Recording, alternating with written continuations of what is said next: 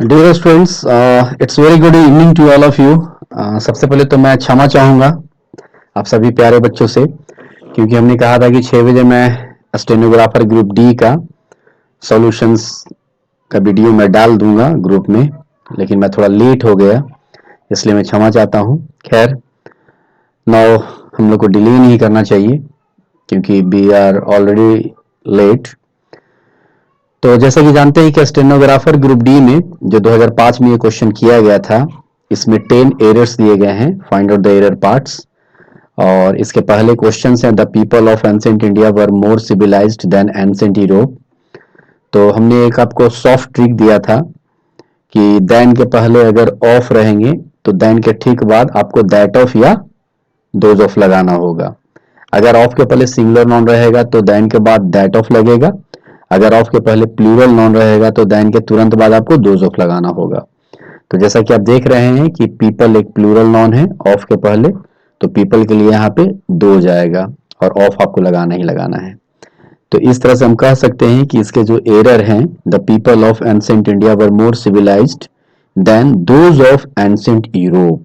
यहाँ पे देन के बाद आपको दोज ऑफ लगाना होगा, क्योंकि ग्रामर का एक रूल है कि एक पजेसिव की तुलना हमेशा पजेसिव से की जाएगी। और साथ ही साथ अगर आप क्वेश्चन नंबर 1 का हिंदी करने की कोशिश करेंगे तो आप पाएंगे कि प्राचीन भारत के लोग ज्यादा सभ्य थे प्राचीन यूरोप के लोगों से। तो अभी जो सेंटेंस कह रहा है कि प्राचीन भारत के लोग प्राचीन यूरोप से ज्यादा सभ्य थे, तो प्राचीन भारत के लोगों की तुलना प्राचीन यूरोप के लोगों से होना चाहिए, इसलिए यहां पे देन के बाद दोज ऑफ देना अनिवार्य है। ओके, क्वेश्चन नंबर 2 कहता है कि the list of the names of the tax defaulters were published in the newspaper. This is a question from syntax, also known as subject verb agreement. शायद हमने आपको एक रूल पढ़ाया है कि ऑफ से दो सब्जेक्ट्स जुड़े रहेंगे तो वर्ब का प्रयोग जो है वो वेरी फर्स्ट सब्जेक्ट के अनुसार होता है। तो यहाँ पे कंफ्यूज करने के लिए the list of the names of tax defaulters दो दो ऑफ दे दिया है, तो इससे हम लोग को वरीड नहीं होना है, कंफ्यूज नहीं होना है। द वेरी फर्स्ट सब्जेक्ट कौन है आपका? लिस्ट है। यहाँ पे नेम्स, टैक्स डिफॉल्टर्स, इन सारी बातों पे आपको ध्यान नहीं देना है, आपको ध्यान देना है किस पे? लिस्ट पे। तो list is a singular noun, that is why यहाँ पे वर नहीं होंगे बल्कि यहाँ पे क्या होंगे? वाज होंगे। तो इसका एरर क्या है? The list of the names of the tax defaulters was published in the newspaper. Were को रिप्लेस करेंगे वाज से। क्लियर? क्वेश्चन नंबर 3, जैसा कि हम लोग जानते हैं, शायद मैंने आपको पढ़ाया भी होगा क्लास में, one of is followed by plural noun. One of के बाद किसी भी हाल में नाउन जो होता है वो प्लूरल होता है। तो वन ऑफ माई फर्मेस्ट बिलीफ कहना गलत होगा, यहां पे आपका क्या हो जाएगा? बिलीफ्स हो जाएगा। One of my firmest beliefs. Is that clear? क्योंकि वन ऑफ के बाद हमेशा नाउन कैसा होता है? प्लूरल होता है। वन ऑफ द बॉय कहना गलत होगा, one of the boys, one of the books, one of the girls, because grammar says one of each followed by plural noun। इस तरीके से वन ऑफ माई फर्मेस्ट बिलीफ के जगह पे one of my firmest beliefs होंगे। Question number 4, belonging एक ऐसा verb है जो आईएनजी में इसका प्रयोग करना अनुचित माना जाता है ग्रामर के नजरिए से, इसलिए people who are not belonging to कहना गलत होगा, इसे प्रेजेंट इंडिफिनिट में करना होगा, people who do not belong to.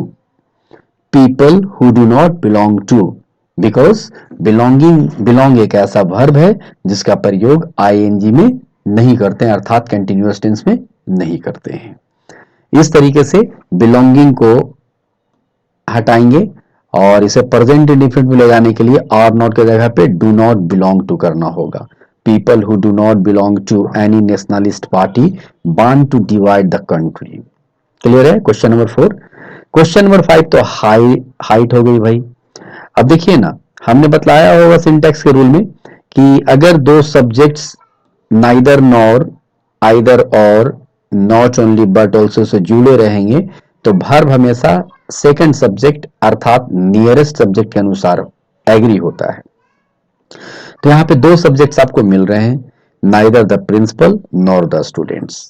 तो प्रिंसिपल हमारा सिंगुलर है और स्टूडेंट्स प्लूरल, लेकिन सेकंड सब्जेक्ट कौन है, स्टूडेंट्स है, इसलिए यहाँ पे जो वर्ब एग्री होगा वो स्टूडेंट्स के अनुसार होगा, और स्टूडेंट्स चूंकि एक प्लूरल नॉन है इसलिए स्टूडेंट्स टेक्स नहीं लेगा बल्कि टेक होगा। तो टेक्स में से एस हटाएंगे, V1 हो जाएगा प्लूरल। क्लियर है? तो students take interest in the general welfare of the students. Is that clear? Question number 5 clear होना चाहिए। Now we will talk about question number 6. We have received a message from the Minister for Education only yesterday. We have received, इसका एक छोटा सा trick है कि yesterday आपके वाक्य में रहे, लास्ट रहे, अगो रहे, तो इन शब्दों के साथ जो टेंस का स्वरूप होता है और जो टेंस प्रयोग किए जाते हैं, किनके साथ याद रखेंगे, yesterday के साथ, अगो के साथ या लास्ट के साथ। ठीक है, तो इनके साथ जो सेंटेंस होते हैं वो हमेशा पास्ट इंडेफिनिट में होते हैं।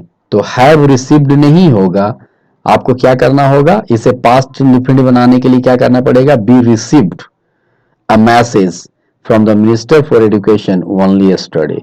यस्टरडे है ना यहाँ पे, तो यस्टरडे को लेकर के ये जो टेंस होना चाहिए ये पास्ट इंडेफिनिट में होना चाहिए, क्योंकि यस्टरडे का प्रयोग most of the time past indefinite tense में होता है, और यहाँ पे सेंटेंस को बना दिया गया है प्रेजेंट परफेक्ट, जो कि गलत है। तो इसका करेक्शन क्या हो जाएगा, be received a message from the minister for education only yesterday. Clear? Question number 7, जब कभी सीन्स और फोर का प्रयोग होता है एज टाइम प्रीपोजिशन, तो उसके जो टेंस होते हैं वो प्रेजेंट परफेक्ट होते हैं। क्या होते हैं, present perfect continuous, I mean to say. Clear है? तो अभी ये सेंटेंस है, he is writing novels ever since he became a graduate. जब से वो ग्रेजुएट हुआ है तब से वो नॉवेल लिख रहा है, मतलब एक सर्टेन पॉइंट ऑफ टाइम से वो नॉवेल लिखता आ रहा है। ठीक है ना? तो अगर मेंशन ऑफ टाइम रहे, ठीक है, अगर कोई टाइम प्रीपोजिशन रहे, तो वहां पे मोस्ट ऑफ द टाइम जो सेंटेंस यूज होते हैं वो परफेक्ट कंटिन्यूअस होता है। तो इज का परफेक्ट कंटिन्यूअस फॉर्म होगा हैज बीन, तो इज को रिप्लेस करेंगे हैज बीन से, he has been writing novels ever since he became a graduate. Clear है? इज को रिप्लेस करेंगे हैज बीन से, तब ये सेंटेंस हो जाएगा प्रेजेंट परफेक्ट कंटिन्यूअस, और ये करेक्शन होगा। तो इज हटाएंगे और क्या लिखेंगे, have been लिखेंगे। Now question number 8, I asked him why did he call me a fool। ये पूरी तरह से क्वेश्चंस दो प्रकार के होते हैं। अब इस सेंटेंस को समझने के लिए थोड़ा सा समझना होगा कि there are two types of questions, first one direct and second one indirect. ठीक है, तो डायरेक्ट क्वेश्चंस में हेल्पिंग वर्ब पहले आते हैं और सब्जेक्ट बाद में जाता है। हेल्पिंग वर्ब पहले आता है और सब्जेक्ट बाद में जाता है। याद करेंगे, ये क्वेश्चन बहुत इंपॉर्टेंट है। क्वेश्चंस कितने प्रकार के होते हैं डियर स्टूडेंट्स, दो प्रकार के होते हैं, डायरेक्ट और इनडायरेक्ट। तो डायरेक्ट क्वेश्चंस में क्या करते हैं कि हेल्पिंग वर्ब को पहले रखते हैं सब्जेक्ट के, लेकिन इनडायरेक्ट क्वेश्चंस में क्या होता है कि वो क्वेश्चन होता है लेकिन सब्जेक्ट पहले आता है और वर्ब बाद में जाता है। अब कहेंगे सर डायरेक्ट क्वेश्चंस और इनडायरेक्ट क्वेश्चंस का इस्तेमाल कब किया जाता है, तो कोई भी सेंटेंस अगर अकेले इस्तेमाल हो रहा है, ठीक है ना, अकेले इस्तेमाल हो रहा है, तो आप डायरेक्ट क्वेश्चंस का इस्तेमाल करेंगे, जैसे what do you want, what are you doing. आप ध्यान देंगे कि यहाँ पे जो हेल्पिंग वर्ब है वो सब्जेक्ट के पहले आ रहा है। लेकिन इनडायरेक्ट क्वेश्चंस का प्रयोग क्लॉज में होता है, जहां पे एक से ज्यादा सेंटेंस हो जाते हैं।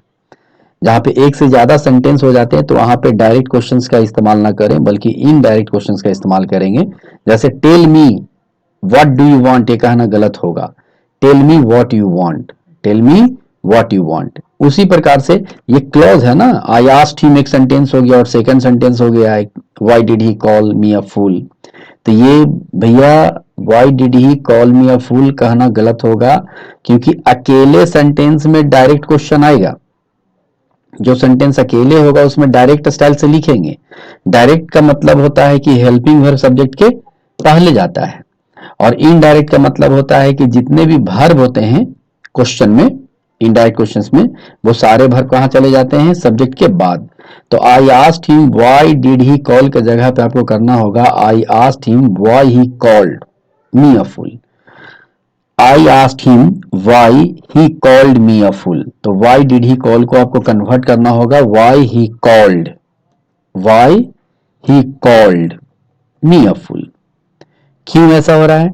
अकेले रहता क्वेश्चन तब तो हो जाता व्हाई डिड ही कॉल मी, ठीक है, लेकिन ये क्लोज में आ रहा है और क्लोज में आता है तो इसको इनडायरेक्ट स्टाइल में लिखते हैं why he called me. Clear है? इसी प्रकार से क्वेश्चन नंबर 9 देखेंगे। क्वेश्चन नंबर 9 भी ऑलमोस्ट यही पैटर्न है। ये एक कहें तो डायरेक्ट क्वेश्चन और इनडायरेक्ट क्वेश्चंस का रूल है, ठीक है। How much does he study, नहीं, फिर से मैं बोलना चाहता हूं, how much does he study कहना गलत होगा। क्यों होगा? क्योंकि यहां पे दो क्लॉज है, दो सेंटेंसेज है। अकेला क्वेश्चन रहता तो हो जाता कि हेल्पिंग वर्ब पहले रख सकते थे, तो how much does he study के जगह पे होगा how much he studied every day. अब चूंकि फर्स्ट वाला क्लॉज हमारा पास्ट टेंस में है, इसीलिए सेकंड क्लॉज भी आपको पास्ट टेंस में ही रखना होगा। इसलिए इसका जो करेक्ट आंसर होगा वो how much he studied, how much he studied. अगर मेरे पास बोर्ड होता तो बोर्ड पे और अच्छे से एक्सप्लेन करते। There are two types of questions, direct और इनडायरेक्ट। डायरेक्ट क्वेश्चंस में क्या होता है कि सब्जेक्ट के पहले हेल्पिंग वर्ब होता है और वो अकेला क्वेश्चन होता है, अकेला सेंटेंस होता है। और इनडायरेक्ट क्वेश्चंस में क्या होता है कि उसमें दो तीन एक से ज्यादा सेंटेंसेस होते हैं, क्वेश्चन की बात कर रहा हूं, और उसमें इनडायरेक्ट क्वेश्चंस में जो हेल्पिंग वर्ब होता है या वर्ब होता है मेन वर्ब, वो सब्जेक्ट के बाद जाता है। तो how much does he study, आपको ये सेंटेंस इनडायरेक्ट क्वेश्चंस का है, ठीक है, क्योंकि आगे देखिए दो तीन सेंटेंस है ना। When he told me I was surprise sentences है, इसका मतलब ये अकेला क्वेश्चन है नहीं, मतलब कि बहुत से सेंटेंसेस के साथ आ रहे हैं, तो इसको इनडायरेक्ट स्टाइल में लिखेंगे और इसका हो जाएगा how much he studied every day. Clear है? ना क्वेश्चन नंबर 10 देखते हैं क्या बोलता है। क्वेश्चन नंबर 10 जो है, क्वेश्चन नंबर 10 है the government had decided to decrease the prices for rice and wheat. यहां पे आपको प्रीपोजिशन कह रहे हैं prices for rice and wheat, नहीं, प्राइसेस ऑफ, ठीक है। किस चीज का दाम घटाने की बात कर रहे हैं? मतलब चावल और गेहूं का, चावल और गेहूं के लिए नहीं, चावल और गेहूं का, इसलिए फोर यहां पे रिप्लेस होगा ऑफ से। क्लियर है? सरकार ने निर्णय लिया है कि चावल और गेहूं का जो दाम है वो घटाएगा। तो चावल और गेहूं का दाम, price for rice and wheat नहीं, price of rice and wheat. Clear है डियर स्टूडेंट्स? तो 10 इसमें एरर्स थे जो कि पूर्ण रूप से ग्रामर बेस्ड था। इसलिए मैं बार बार कहता हूं कि अंग्रेजी को स्ट्रॉन्ग करने के लिए दो ही चीज आपको पढ़ने हैं, पहला ग्रामर और दूसरा वर्ड्स। अब देखिए ना 11 से लेकर के केमा क्वेश्चन तक, 11 से लेकर 20 तक, मतलब 10 क्वेश्चन आपको वर्ड से दिए गए हैं, 10 क्वेश्चन आपको ग्रामर से दिए गए थे। अब 11 to 20 क्या बोलता है? अपोजिट इन मीनिंग, मतलब एंटोनिम्स, उल्टा शब्द। अब जॉली का मतलब होता है खुश और ग्लूमी का मतलब होता है नाखुश। क्लियर है? बाकी ये सब मीनिंग आपको अपने स्तर से नोट कर कर याद कर लेना चाहिए, ताकि अगले एग्जाम में, अगले सेट्स में ये सारे से अगर सवाल रहे तो आप उसे इजिली बना सके। जॉली मीन्स खुश, हसमुख, और उदास ग्लूमी। क्लियर है? ह्यूमिलिटी, ह्यूमिलिटी का मतलब होता है विनम्रता, एकदम बिल्कुल विनम्र व्यक्ति होता है ना, तो उसके अंदर क्वालिटी होती है ह्यूमिलिटी की। ह्यूमिलिटी, तो ह्यूमिलिटी का उल्टा हो जाता है एरोगेंस, अहंकार। उस व्यक्ति में अहंकार है, वो झुकना नहीं चाहता है। 12 का बी, ह्यूमिलिटी मीन्स विनम्रता और एरोगेंस का मतलब अहंकार। बाकी जो इनमें वर्ड हैं उन सारे वर्ड को नोट कर लो और उसे याद कर लो, that will help you in your future. Is that clear? Question number 13, extend. Extend का मतलब होता है विस्तार करना, बढ़ाना, and the correct answer of extend antonyms I mean shorten, छोटा करना, कम करना। ठीक है, मैं अपने बिजनेस को अब शॉर्टेन कर दिया हूं, लेकिन तुमने अपने बिजनेस को एक्सटेंड कर दिया है। क्लियर है? एक्सटेंड का एंटो शॉर्टेन, कम करना, छोटा करना। वेग मतलब होता है अस्पष्ट। वेग का मतलब क्या होता है? अनिश्चित, पता नहीं है भैया कि उसके पीछे क्या है, फिर आगे क्या होगा। वेग, वेग मतलब अस्पष्ट। तो इसका एकदम बिल्कुल होगा डेफिनेट।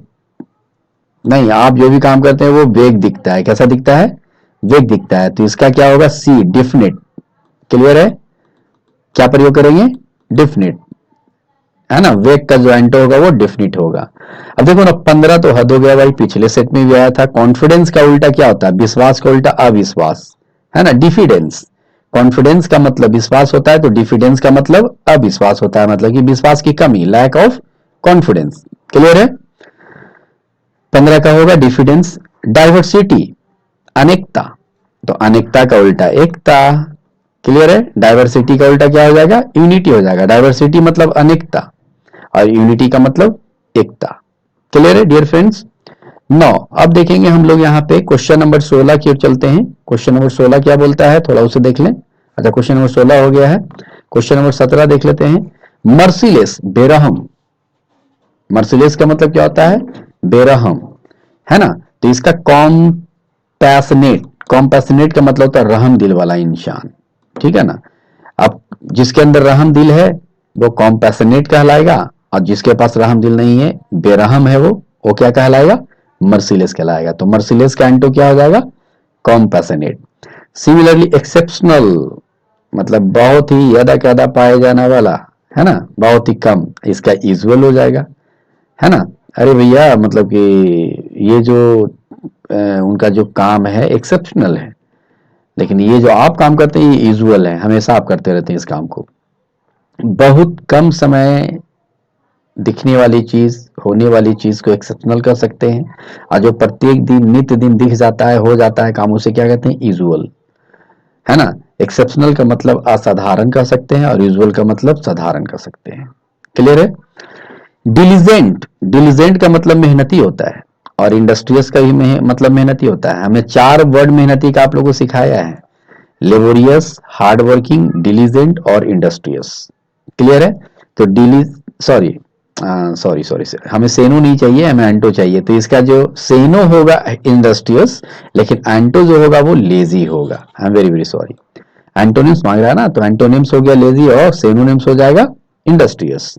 उसी प्रकार से क्वेश्चन नंबर 20 देखेंगे। डाइवर्ज, है ना, उद्भेदन करना, है ना, रहस्य पर से पर्दा हटाना, मतलब कि किस कोई चीज छिपा हुआ था उसको उजागर करना। तो उजागर करना का उल्टा होता है कंसील। क्या होता है, छिपाना। कंसील का मतलब छिपाना, कंसील का मतलब क्या होता है, छिपाना, है ना। कंसील मीन्स छिपाना। क्लियर है। नाउ क्वेश्चन नंबर 21 टू 29, ये मजेदार चीज है भाई, इसे पढ़ते हम लोग। देखो डियर स्टूडेंट्स, अगर आप किसी भी कॉम्पिटिटिव एग्जाम को क्रैक करना चाहते हैं तो 2 चीज पे आपको फोकस करना होता है काफी ज्यादा, ग्रामर प्लस वर्ड्स। अगर आपका ग्रामर प्लस वर्ड्स अगर अप टू डेट है, तो आप राइटिंग स्किल में comprehension, passage, PQRS, cloze test, rearrangement of sentences, application, essays writing, इन सारी चीज में काफी अपने आप को कंफर्टेबल पाएंगे। क्लियर है। देखिए, एक क्रैश क्वेश्चन क्या बोलता है, my friend was required to confirm the traditional base of her husband's family. तो confirm is followed by to, है ना। बहुत सारे ऐसे प्रीपोजिशंस होते हैं जो कि फिक्स्ड वर्ड के बाद आता है, उसे हम लोग बोलते हैं words followed by fixed prepositions. जैसे angry with, deals in, deals with, है ना, अवेयर ऑफ, है ना, एडिक्टेड टू, है ना, हैबिचुएटेड ऑफ, इन सारी बातों को हम पढ़ाए थे। तो कंफर्म एक वर्ड होता है जिसके बाद हमेशा टू लगाते हैं। ओके, तो कंफर्म टू, इसे याद रखेंगे। और कंफर्म टू का मतलब क्या होता है ये भी जान लीजिए। My friend was required to confirm to the traditional ways of her husband's family, मतलब कि बोल सकते हैं कि कंफर्म टू का यहाँ पे क्या मतलब निकल सकता है, मतलब कि समझ लेना, माहौल में पिल जाना, घुल जाना, ठीक है ना। मेरे दोस्त को अब ज़रूरत है कि जो उनके हस्बैंड से जो फैमिली हैं उनके ट्रेडिशनल तौर तरीके के बीच में रह करके अपने आप को ढाल ले। सिंपली मीनिंग नहीं एग्जाम में पूछेगा, confirm is followed by to, confirm is followed by to. Clear है। अब देखिए ना, ये क्वेश्चन नंबर 22 बड़ा मजेदार है। क्वेश्चन नंबर 22 क्या कहता है कि only two of the employees had to the world, कह रहा है कि सिर्फ 2 ही कर्मचारी को मतलब कि बॉस के पास पहुंच है।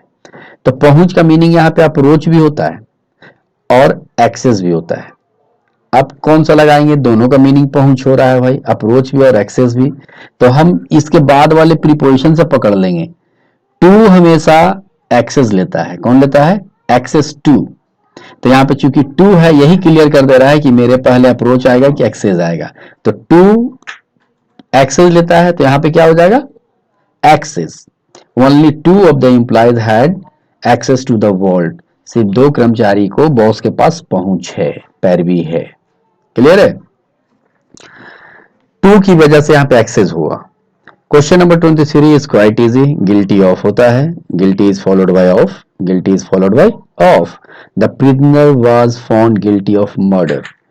जो कैदी है उसे हत्या का दोषी पाया गया। गिल्टी बीट नहीं होता, गिल्टी फोर नहीं होता, गिल्टी टू नहीं होता, guilty is followed by of all the time. Thus we can say your correct answer of 23 is A, guilty of. Okay.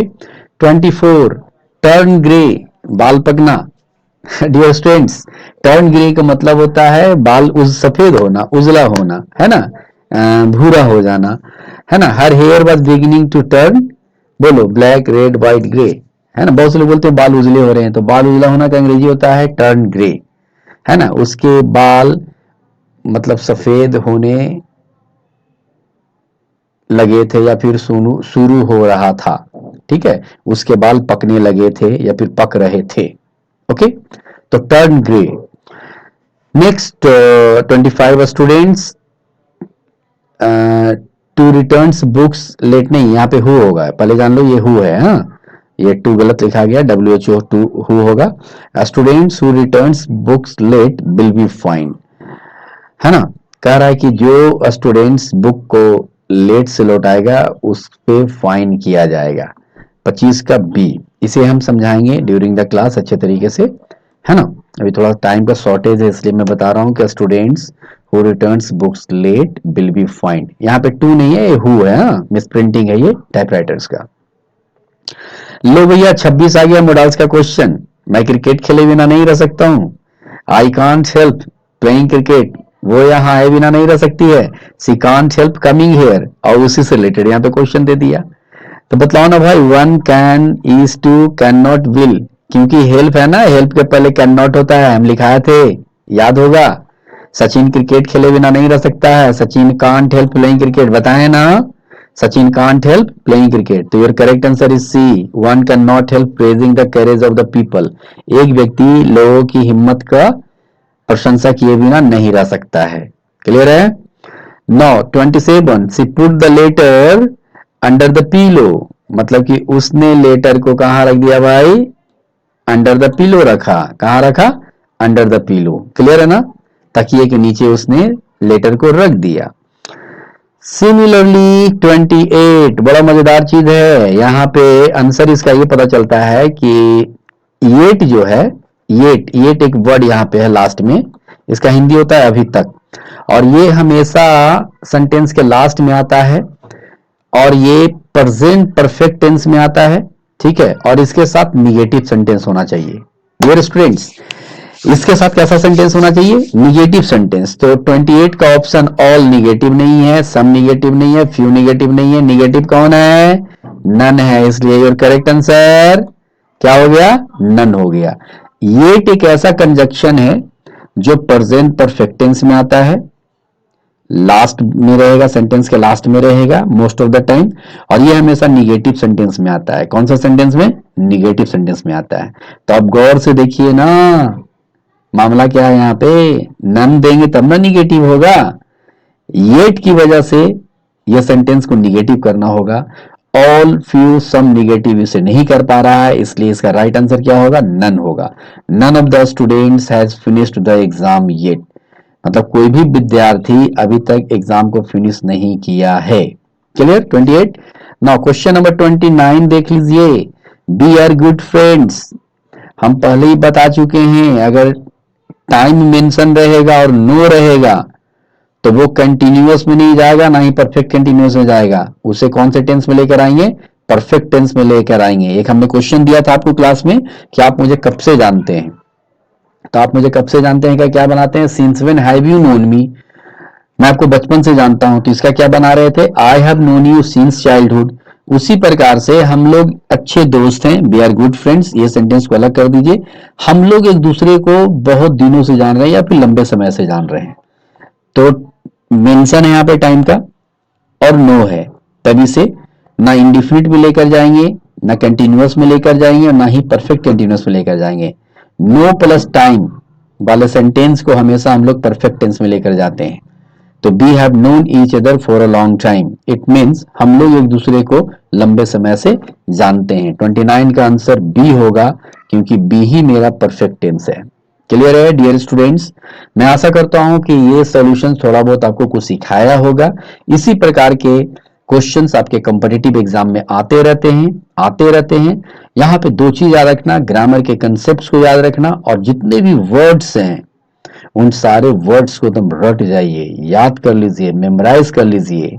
यदि बहुत मजा आएगा आगे, अभी बहुत मजा आएगा, क्योंकि अभी आप लोगों ने कुछ ही क्लास किया है हमारा ग्रामर का। अभी देखिए आगे आगे होता है क्या। अगर मैंने आपकी अंग्रेजी को इम्प्रूव नहीं किया तो आप जो भी सजा मुझे देना चाहेंगे आप दे सकते हैं। इसी के साथ मैं यहाँ पे रुकना चाहूंगा। मिलेंगे अगले सेट सॉल्यूशंस के साथ अगले वीकेंड्स को। तब तक के लिए धन्यवाद, नमस्कार एंड गुड नाइट।